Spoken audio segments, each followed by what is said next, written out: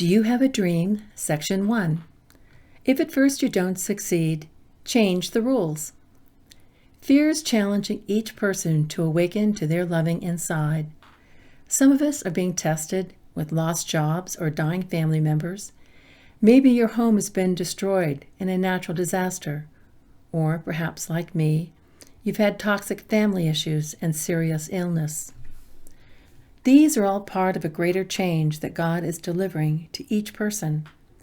It is a time of reassessment and inner discovery.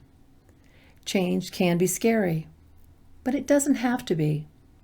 God is calling us to be more accountable in our relationships with each other and ourselves. We have opportunities and choices to make. Will we respond to our opportunities with love or fear? Tip number 1. Fear is challenging each person to awaken to their loving inside. Let go and say yes to life, not no. Tip number 2. Learn to trust. Find your spiritual knowing inside. There is a higher power that has insight and knowledge. Tip number 3. Become a spiritual scientist. Energy follows thought.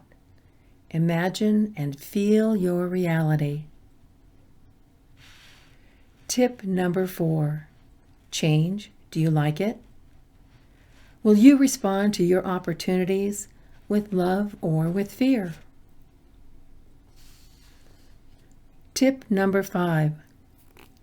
Shift your inner resources from feeling out of control to experiencing inner freedom, inner strength, confidence, and love.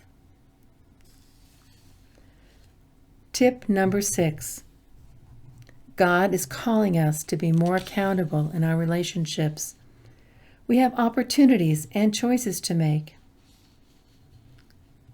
Tip number 7. Trust your intuition and its symbols. Value your creativity. Experience your soul's dreams, stories, and myths. Tip number 8. Honor your healing and prophetic qualities that have guided human beings through the ages. Tip number 9. Shift from a God of law to a God of grace. Discover that God is for you and not against you. God of grace and mercy. Tip number 10. The kingdom of heaven is within each person. Everyone, not just the priest and ministers, has access to his divine guidance.